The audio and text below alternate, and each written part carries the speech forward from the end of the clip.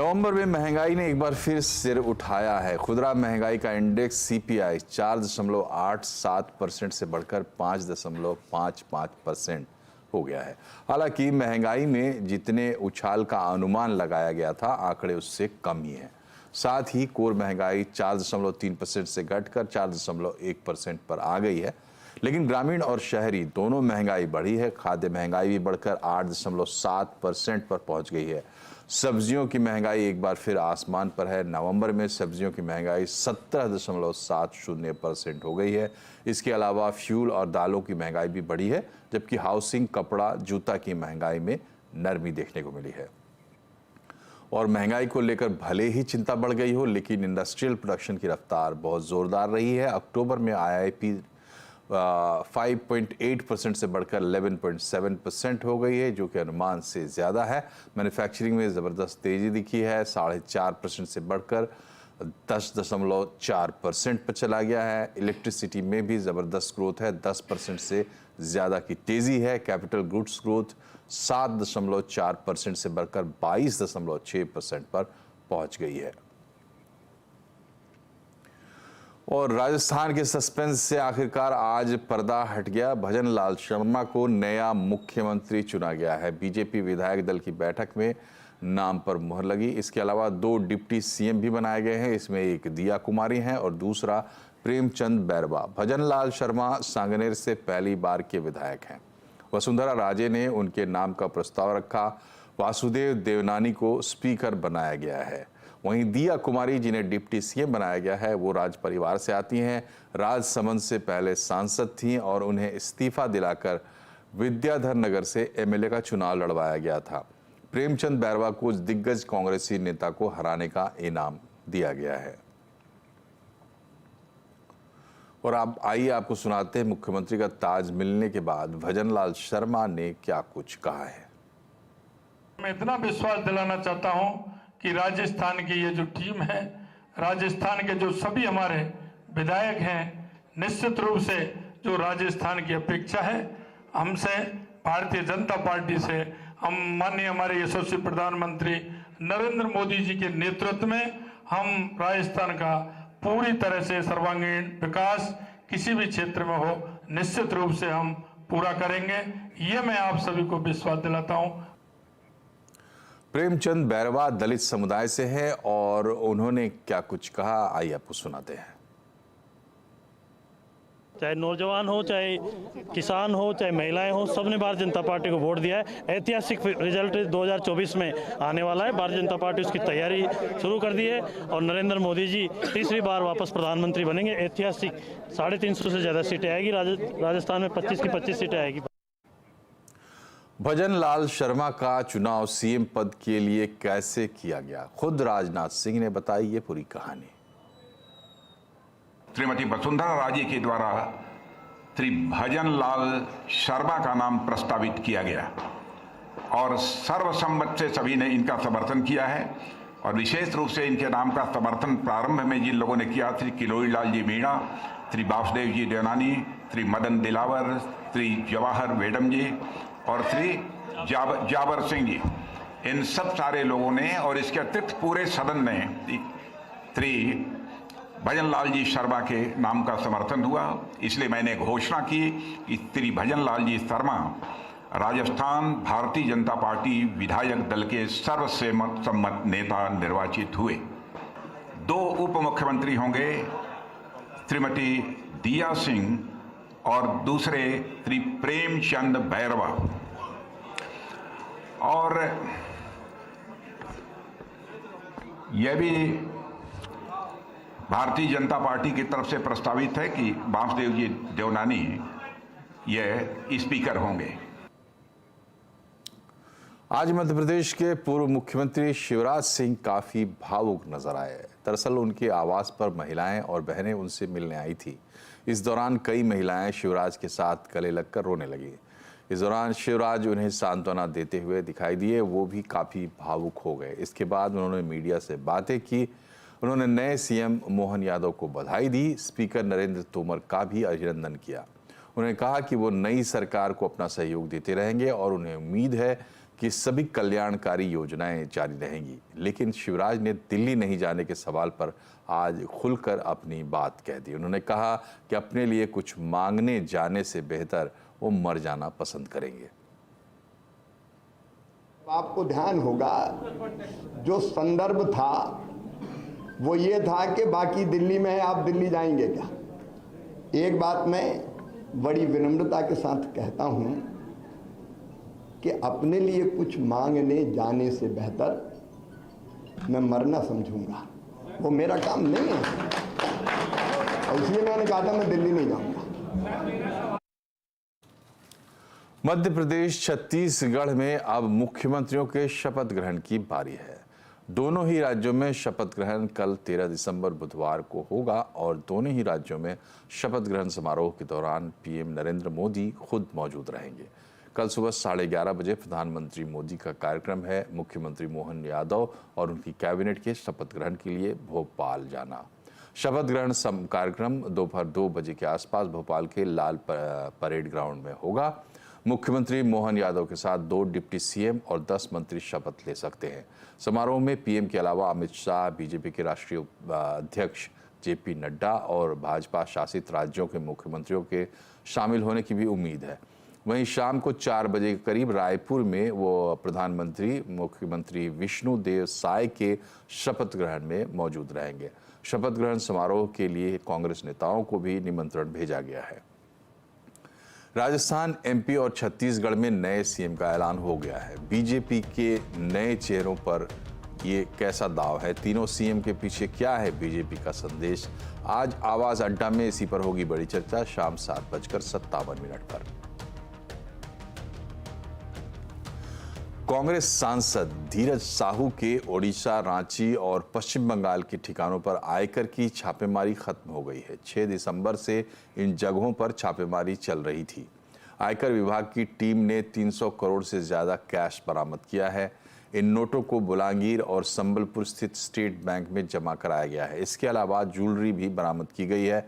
बताया जा रहा है कि ये अब तक की सबसे बड़ी रेड है जिसमें नोटों की गिनती खत्म होने का नाम नहीं ले रही थी। इसे लेकर अब देश में राजनीति भी शुरू हो गई है। बीजेपी लगातार कांग्रेस पार्टी पर निशाना साध रही है। धीरज साहू मामले पर अब प्रधानमंत्री नरेंद्र मोदी खुद कांग्रेस पर हमला कर रहे हैं। उन्होंने एक्स पर बीजेपी का एक वीडियो अपने हैंडल से शेयर किया। इस वीडियो में धीरज साहू के पास से बरामद कैश को दिखाते हुए इसे कांग्रेस का मनी हाइस्ट बताया गया है। इस पर मोदी ने लिखा है कि भारत में काल्पनिक मनी हाइस्ट की जरूरत किसे है जब आपके पास कांग्रेस पार्टी है। कांग्रेस की डकैतियां 70 सालों से प्रसिद्ध हैं और आगे भी जारी हैं। प्रधानमंत्री नरेंद्र मोदी ने आर्टिकल 370 पर सुप्रीम कोर्ट का फैसला आने के बाद एक आर्टिकल लिखा है। उन्होंने आर्टिकल 370 को कश्मीर की प्रगति में कलंक करार दिया। पीएम मोदी ने अपने विचार करते हुए लिखा है कि जम्मू कश्मीर की प्रगति की राह में आर्टिकल 370 और 35A राह के रोड़े बने हुए थे जिन्हें हमने हटा दिया है। पीएम मोदी हमेशा से जम्मू और कश्मीर के लोगों की पीड़ा को कम करने के लिए काम करना चाहते थे। इसके साथ ही उन्होंने लिखा कि सुप्रीम कोर्ट ने 11 दिसंबर के अपने फैसले में एक भारत श्रेष्ठ भारत की भावना को मजबूत किया है। और अब बात करते हैं बाजार की। बाजार में आज मुनाफा वसूली का दिन रहा। महंगाई के आंकड़े फेड बैठक से पहले बाजार में गिरावट देखने को मिली। सेंसेक्स 378 अंक और निफ्टी 91 अंक गिरकर बंद हुआ। मिड कैप स्मॉल कैप शेयरों में बिकवाली रही। मार्केट का पूरा हाल समझते हैं सुमित से। सबसे पहले सुमित, आज की हाइलाइट्स। देखिए, आज फिन निफ्टी की एक्सपायरी थी और बड़े जो ट्रिगर्स हैं उनको मार्केट वेट कर रहा है इन्फ्लेशन को लेके इंडिया में और यूएस में। सो इसमें किस तरह के अपडेट आ सकते हैं ये एक पार्ट है, इसको बाजार ज़रूर देखेगा। और उससे ठीक पहले मार्केट में थोड़ा वोलेटाइल सेशन रहा। पहले हाफ में एक रेंज बाउंड ट्रेड, दूसरे हाफ में तेज़ बिकवाली और बिकवाली के बाद specially mid cap small cap में थोड़ा हायर लेवल से प्रेशर आता हुआ दिखाई पड़ा। रियल्टी इंफ्रा ऐसे शेयर आज टूटते हुए दिखाई पड़े। निफ्टी बैंक में बिकवाली थी, सपोर्टिव था निफ्टी पीएसयू बैंक, लेकिन अदरवाइज बिकवाली थी। लार्ज कैप में बिकवाली है, स्पेशली रिलायंस ऐसे शेयरों में, जिसके दम पर इंडेक्स में एक फिजल आउट हुआ और जो हाल फिलहाल की तेज़ी थी वो थोड़ी सी कम पड़ते हुए दिखाई पड़ी। लेकिन ओवरऑल एक रेंज बाउंड ट्रेड और रेंज बाउंड ट्रेड के बाद वीकली फिन निफ्टी एक्सपायरी के दिन थोड़ा उतार चढ़ाव बनता हुआ दिखाई पड़ा। तो आज के बाजार में सबसे ज्यादा एक्शन कहां रहा? देखिए, आज पहले इंडेक्स के टॉप गेनर्स देखते हैं। अल्ट्राटेक सीमेंट आज लीड कर रहा था, लगातार यहाँ पे मोमेंटम है, तो करीब करीब 2% तेजी यहाँ रही। बजाज ऑटो 2% चला, डॉक्टर रेड्डीज कल के फॉल के बाद 2% ऊपर, और एचडीएफसी लाइफ शानदार तेजी पूरे इंश्योरेंस पैक में थी आज। निफ्टी गिरने वाले शेयरों में मारुति का नाम था 2% नीचे, नेस्ले, अपोलो हॉस्पिटल और आयशर मोटर करीब करीब आधा से लेकर 2% तक की फॉल यहाँ देखने को मिले। मिड कैप के बढ़ने वाले शेयरों में टाटा एलेक्सी करीब 8,900 के आसपास, page industry flat, Gujarat fluoro और अल्केम लैब रफली 4% के आसपास की बढ़त यहाँ आते हुए दिखाई पड़ी।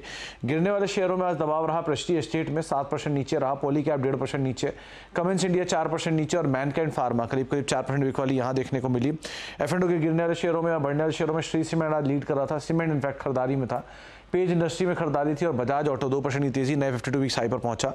F&O के गिरने वाले शेयरों में पीआई इंडस्ट्री, इनकी एक कंपटीशन बढ़ने की खबरों के बीच में 10% टूटा, बॉश करीब 1% नीचे, मारुति और मैनकाइंड रफली 2 से लेकर 4% तक की बिकवाली यहाँ पर भी आते हुए दिखाई पड़ी। तो ओवरऑल प्रेशर इन स्टॉक्स में बनता हुआ दिखाई पड़ा।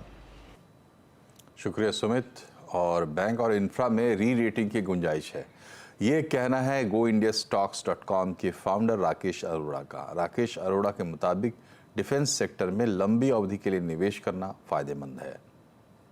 आई थिंक अभी बैंक्स और इंफ्रा है, ये दो सेक्टर मुझे ऐसा लग रहा है कि लास्ट 10 ईयर एवरेज के नीचे ट्रेड कर रहे हैं अभी भी, तो यहाँ पे काफी गुंजाइश है री रेटिंग की। और ये मल्टी ईयर स्टोरी बन रही है डिफेंस की। पहले तो हम खुद आत्मनिर्भर होना चाहते हैं, उसके बाद एक्सपोर्ट के ऑप्शंस काफी खुल रहे हैं, तो मुझे लग रहा है कि ये जो हाई ग्रोथ फेज है इनका, ये कुछ 5 से 10 साल तक चल सकता है, तो इनके वैल्यूएशंस कम होने वाले नहीं है। बीच बीच में टाइम करेक्शन आएगा और उस दौरान ही निवेशकों को उसमें अपनी पोजीशन बनानी होगी।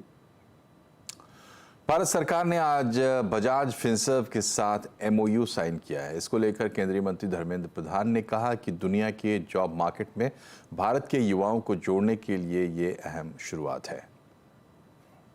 सर, आज एक इम्पॉर्टेंट MOU हुआ है, खासतौर पर अगर हम फिनटेक सेक्टर की बात करें तो क्या हाइलाइट्स रहेंगी और सरकार की इसमें किस तरह की भूमिका रहेगी? देखिए, भारत में डेमोग्राफिक डिविडेंड है, इसे हम लोग मानते हैं। प्रधानमंत्री नरेंद्र मोदी जी ने एक कल्पना किया है कि हमारी देश की आवश्यकता को, हमारी देश की अर्थनीति की प्रोडक्टिविटी और बढ़ाने के लिए और दुनिया की जॉब मार्केट में भारत की नई पीढ़ी को जोड़ने के लिए हमें अपना कॉम्पिटेंसी, हमें अपना स्किल बढ़ानी पड़ेगी। हमने अपना जो सारे मैन पावर है उसकी रीस्किल अपस्किल करनी पड़ेगी। अगर यही टारगेट है कि आज हमारी भारत की एक अग्रणी फाइनेंशियल सर्विस कंपनी बजाज फिनसर्विस और भारत की शिक्षा डिपार्टमेंट और स्किल डिपार्टमेंट, ये लोग मिलके आज एक MOU साइन किए हैं, जिसके कारण आज ए कॉम्पिटेंट बॉडी, आज ए इंडस्ट्री बॉडी फाइनेंशियल वर्ल्ड में, फाइनेंशियल सर्विस में, फिनटेक में बजाज फिनसर्व को मालूम है कि उनको किस प्रकार की रिक्वायरमेंट है, उनकी कॉम्पिटेंसी पैरामीटर्स है। एजुकेशन और स्किल डिपार्टमेंट जोड़ने के कारण उसको एक एकेडमिक क्रेडेंशियल में कन्वर्ट करना, माइक्रो क्रेडेंशियल में पैकेजिंग करना, ये काम किया जाएगा। ये सब स्किल इंडिया डिजिटल पोर्टल में अनबोर्ड होंगे। भारत की मैन पावर को स्किल करना, ग्लोबल स्टैंडर्ड की स्किल करना और फ्यूचर को ध्यान में रखते हुए स्किल करना, यही आज की MOU का प्रमुख रणनीति है। सरकार ने ग्राहक को बरगलाने की कोशिश यानी डार्क पैटर्न पर रोक लगा रखी है। कंज्यूमर अफेयर विभाग और सेंट्रल कंज्यूमर प्रोटेक्शन अथॉरिटी ने इसके लिए गाइडलाइंस भी जारी कर रखी है, लेकिन इस पर फिलहाल कोई लगाम लगती नहीं दिख रही है। लोकल सर्किल्स ने फ्लाइट और होटल बुक करने वाले ट्रैवल ऐप्स के ग्राहकों के बीच सर्वे किया तो चौंकाने वाले आंकड़े सामने आए हैं। इसमें 80-90% तक कंज्यूमर्स ने माना कि उन्हें ऐप्स पर डार्क पैटर्न्स का एक्सपीरियंस हुआ। जैसे कि बुकिंग के लिए जब सर्च कर रहे होते थे तो इसी दौरान प्राइस बढ़ने लगी। 73% ग्राहकों ने कहा कि ऐसा बार बार होता है, जबकि 20% ने कहा कि कभी कभी ऐसा ज़रूर होता है। इसी तरह 74% ग्राहकों ने कहा कि उन्हें हड़बड़ी में डालने के लिए सिर्फ 2 सीटें बाकी हैं या सिर्फ 2 रूम बाकी है, इस तरीके के मैसेज दिखाए गए। वहीं 67% ग्राहक कहते हैं कि उनसे ज़्यादातर हिडन चार्ज वसूले गए। 15% कस्टमर्स को कभी ना कभी ऐसा अनुभव हुआ हिडन चार्ज वसूले जाने का। 2023 की विदाई का वक्त नज़दीक आ रहा है। नए साल के स्वागत की तैयारी चल रही है। इस खास मौके पर ऑटो कंपनियां बम्पर डिस्काउंट दे रही हैं। डिस्काउंट का पूरा डिटेल बता रही हैं दीपाली राणा।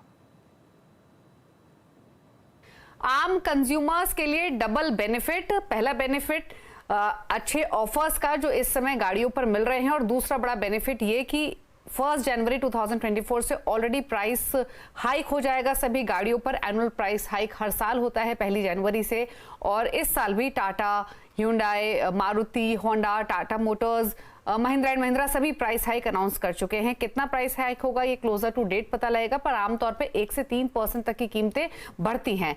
अब डबल बेनिफिट इसीलिए है कि एक तरफ तो आपको अभी कम कीमत में गाड़ियां मिल रही हैं, प्लस अच्छे ऑफर्स भी मिल रहे हैं। ऑफर्स कितने हैं? तो सेलेक्ट मॉडल्स पर आपको ऑफर्स मिल रहे हैं, और ये ऑफर्स में आपको 20,000 रुपए तक की छूट मिल रही है छोटी गाड़ियों पर, 54,000 तक की छूट मिल रही है कुछ और स्मॉल कार पर, और अगर आप बड़े सेगमेंट में जाएंगे यानी एसयूवी सेगमेंट में जाएंगे तो 3 लाख रुपए तक की छूट भी मिल रही है। फटाफट से आपको बताते हैं कौन कौन से वो स्पेसिफिक मॉडल्स हैं जहां पर अच्छे डिस्काउंट्स मिल रहे हैं। मारुति के साथ शुरुआत कर लेते हैं। अगर स्मॉल कार सेगमेंट देखेंगे मारुति का, तो इसमें आपको 54,000 रुपए का डिस्काउंट मिल रहा है ऑल्टो K10 पर, वैगन आर पर 54,000 रुपए तक का डिस्काउंट मिल रहा है, स्विफ्ट पर 54,000 रुपए का डिस्काउंट है। साथ ही कुछ और गाड़ियां देखेंगे तो आपको जिम्नी, जो कि रिसेंटली लॉन्च प्रोडक्ट है मारुति की ओर से, जिम्नी पर हाई स्पेक मॉडल में यानी जो टॉप एंड वेरिएंट है वहां पर 2.25 लाख रुपए तक का डिस्काउंट मिल रहा है। बात करें अगर ह्यूंडई की, तो ग्रैंड i10 और ग्रैंड i20 दोनों पर डिस्काउंट है 40 से 48,000 का। वरना पर आपको 45,000 रुपए का डिस्काउंट मिल रहा है। टाटा पर भी कुछ स्पेसिफिक मॉडल्स हैं जहां पर अच्छे डिस्काउंट्स हैं। टियागो पर 80,000 रुपए का डिस्काउंट है, टाटा टिगोर पर 80,000 रुपए का डिस्काउंट मिल रहा है, नेक्सॉन जो काफी बिकती है उस पर भी 70,000 रुपए का डिस्काउंट आपको मिल रहा है, और हैरियर पर तो 1,35,000 रुपए का डिस्काउंट है। वहीं बात करें अगर महिंद्रा एंड महिंद्रा की, तो थोड़ा सा डिसअपॉइंटमेंट कुछ कंज्यूमर्स को हो सकता है, क्योंकि थार, XUV 700 या फिर स्कॉर्पियो, इन पर कोई डिस्काउंट्स नहीं है, लेकिन अच्छा डिस्काउंट मिल रहा है XUV 400 पर, जहां पर 3.5 लाख रुपए तक का डिस्काउंट आपको मिल रहा है। वहीं कुछ और ब्रांड्स की गाड़ियों की बात करेंगे तो स्कोडा कुशाक पर आपको 1.25 लाख रुपए तक का डिस्काउंट मिल रहा है। तो ये अच्छे ऑफर्स हैं जहां पर 3 लाख रुपए तक के डिस्काउंट आपको इन गाड़ियों पर मिल रहे हैं, और ये सभी गाड़ियां महंगी भी हो जाएंगी 1 जनवरी से। तो इसीलिए अगर आपकी बाइंग लिस्ट में इसमें से कोई सी भी गाड़ी है तो आप ऑफर ग्रैब कीजिए। एक चीज और बता दें, 2 व्हीलर्स पर कोई डिस्काउंट नहीं मिल रहा है। और मेट्रो के बाद अब दिल्ली में बस के टिकट भी व्हाट्सएप से बुक हो पाएंगे। Delhi metro rail corporation DMRC ने कुछ समय पहले ही व्हाट्सएप से टिकट की सुविधा शुरू की थी, जो काफ़ी सफल साबित हो रही है। DTC और क्लस्टर्स बसों के लिए डिजिटल टिकट सिस्टम जल्द लाया जाएगा, बता रही हैं संवाददाता दीपाली नंदा। राजधानी दिल्ली में जल्द ही व्हाट्सएप के जरिए DTC बसों की टिकट बुक की जाएगी, और इस वक्त मैं DTC की बस में खुद ट्रैवल कर रही हूँ, और आप देख सकते हैं ज्यादातर जो यहाँ पर यात्री हैं उनके हाथ में स्मार्टफोन है, और स्मार्टफोन के जरिए अगर व्हाट्सएप की बात करें तो ये काफी पॉपुलर हो चुका है, और अब इसी के चलते एक सुविधा यात्रियों को ये दी जाएगी कि वो व्हाट्सएप के जरिए टिकट बुक करा पाएंगे DTC बसों, और साथ ही साथ जो क्लस्टर बसेस हैं उनके लिए। अभी इस तरह की जो सर्विस है वो दिल्ली मेट्रो में अपनाई गई है यात्रियों की सुविधा को ध्यान में रखते हुए, और अब ये जानकारी दी जा रही है कि अगले साल अप्रैल तक DTC की बसों में भी व्हाट्सएप के जरिए यात्री टिकट बुक करा पाएंगे। कुछ यात्रियों से बात करते हैं। मैम, आप व्हाट्सएप यूज करती हैं? जी। तो कितना आसान हो जाएगा, खासतौर पर जब ऑफिस की मारामारी होती है, बसें फुल होती हैं, उस दौरान टिकट खरीदना है? क्योंकि बहुत ज़्यादा क्राउड होता है, तो हमको फिर अगर आगे हैं तो फिर पीछे से आना पड़ता है या फिर आगे जाना पड़ता है, तो उसके लिए हमारे लिए इजी हो जाएगा कि हमारे पास पहले से ही टिकट होगी फ़ोन में। हाँ जी, आसान हो जाएगा मैडम।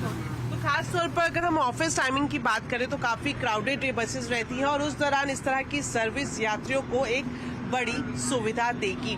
दीपाली नंदा, दिल्ली। और स्टार्टअप इकोसिस्टम में नई जान फूंकने के लिए केंद्र सरकार बड़ा फैसला ले सकती है। सूत्रों के मुताबिक स्टार्टअप्स में एंजल इन्वेस्टमेंट के मौजूदा लिमिट को 10 करोड़ से बढ़ाकर 20 करोड़ रुपए करने पर विचार किया जा रहा है। ज़्यादा जानकारी के लिए चलते हैं आलोक प्रियदर्शी के पास। बताएं आलोक। जी देखिए, फंडिंग की कमी से जूझ रहे स्टार्टअप्स के लिए काफी अच्छी खबर है। सीएनबीसी आवाज को सूत्रों से जानकारी मिली है कि सरकार और मार्केट रेगुलेटर से भी स्टार्टअप्स में जो इन्वेस्टमेंट की लिमिट है एंजल इन्वेस्टर्स की तरफ से उसको बढ़ाने पर विचार कर रही है। जो हमें जानकारी मिल रही है कि इसको बढ़ाकर 10 करोड़ से 20 करोड़ किया जा सकता है। हालांकि स्टार्टअप एसोसिएशन ऑफ इंडिया की तरफ से जो रिप्रेजेंटेशन गया था उसमें 10 करोड़ से बढ़ाकर सीधे 25 करोड़ करने की मांग की गई थी। अभी दरअसल जो मौजूदा नियम है जिसके तहत जो अल्टरनेटिव इन्वेस्टमेंट फंड और वेंचर कैपिटलिस्ट काम करते हैं उसी के तहत ये एंजल इन्वेस्टर्स भी आते हैं जिनको रेगुलेट सेबी करती है। और अभी के मौजूदा नियमों के मुताबिक किसी भी एक स्टार्टअप में कोई भी एंजल इन्वेस्टर्स 10 करोड़ रुपए से ज्यादा इन्वेस्ट नहीं कर सकता। लेकिन अभी कई बार दिक्कत होती है कि सीड फंडिंग मिलने के बावजूद जो मार्केट कंडीशंस होती है उसकी वजह से स्टार्टअप सर्वाइव नहीं कर पाते, फंडिंग की क्रंच हो जाती है, लिहाजा उन्हें और फंडिंग जरूरत पड़ती है। लेकिन नियमों की वजह से जो एंजल इन्वेस्टर होता है वो ज्यादा फंड नहीं कर सकता। तो ऐसे में जो मौजूदा जो प्रपोजल है जिसमें 10 करोड़ रुपए की फंडिंग बढ़ाकर 20 करोड़ की बात की जा रही है, अगर ऐसा होता है तो जो क्रंच है, फाइनेंशियल क्रंच, वो खत्म हो जाएगा। स्टार्टअप्स को और पैसे आसानी से मिल सकेंगे और एंजल इन्वेस्टर्स जो कि काफी दिनों में काफी प्रोग्रेस हुई है, बड़े बड़े एंजल इन्वेस्टर्स आए हैं मौजूदा समय में, तो उनके लिए भी फंडिंग करने के लिए ऑप्शन खुलेंगे। तो कुल मिलाकर ये काफी अच्छी खबर है स्टार्टअप्स इकोसिस्टम के लिए, क्योंकि प्री और पोस्ट सीड फंडिंग के बाद काफी ज्यादा फंड की जरूरत महसूस की जा रही थी, जिसकी वजह से जो स्टार्टअप्स कई सारे लगातार एक के बाद एक बंद हो रहे थे और नए स्टार्टअप्स आने भी कम हो गए थे। लिहाजा ये एक काफी पॉजिटिव खबर है स्टार्टअप्स के लिए। शुक्रिया आलोक। भारत मंडपम में जारी GPAI समिट 2023 में प्रधानमंत्री मोदी ने शिरकत की। आर्टिफिशियल इंटेलिजेंस पर ग्लोबल पार्टनरशिप इवेंट में 28 देश और 150 से ज़्यादा AI स्टार्टअप्स में भाग लिया है। इवेंट 14 दिसंबर तक चलेगा। प्रधानमंत्री मोदी ने कहा कि सबका साथ सबका विकास हमारा मंत्र है। इसी को ध्यान में रखकर हमने AI फॉर ऑल से प्रेरित होकर सरकार की नीतियां बनाई हैं। हमारा विकास मंत्र है सबका साथ सबका विकास। हमने AI फॉर ऑल की भावना से प्रेरित होकर सरकार की नीतियां और प्रोग्राम तैयार किए हैं। हमारा प्रयास है कि हम सोशल डेवलपमेंट और इंक्लूसिव ग्रोथ के लिए AI की क्षमताओं का पूरा फायदा उठा सके। भारत AI के रिस्पॉन्सिबल और एथिकल यूज के लिए भी पूरी तरह कमिटेड है। बॉलीवुड के किंग खान शाहरुख खान अपनी अपकमिंग फिल्म डंकी के रिलीज से पहले वैष्णो देवी मंदिर पहुंचे। शाहरुख ने सुबह माता रानी के दरबार में मत्था टेका और फिल्म के सक्सेस के लिए मन्नतें मांगी। ये पहला मौका नहीं है जब शाहरुख वैष्णो देवी मंदिर में पहुंचे हैं। इससे पहले भी पठान और जवान की रिलीज से पहले शाहरुख वैष्णो देवी के दरबार पहुंचे थे। CBSE ने 10वीं और 12वीं बोर्ड की परीक्षा की तारीखों का ऐलान कर दिया है। परीक्षाएं 15 फरवरी से शुरू होंगी और 2 अप्रैल तक चलेंगी। साथ ही प्रैक्टिकल एग्जाम 1 जनवरी से शुरू होकर 15 फरवरी तक चलेंगे। CBSE के मुताबिक डेट शीट को इस तरह से बनाया गया है कि स्टूडेंट्स पर किसी तरह का दबाव ना बने और वो अच्छी तरह से परीक्षा दे पाएं। डेट शीट में JEE मेंस परीक्षा का भी ध्यान रखा गया है। परीक्षा सुबह 10:30 बजे शुरू होगी और 12:30 बजे तक चलेगी। और इसी के साथ बुलेटिन में फिलहाल इतना ही, लेकिन खबरों पर अपडेट रहिए और जुड़े रहिए CNBC आवाज से हमारे सोशल मीडिया हैंडल्स के जरिए। नमस्कार।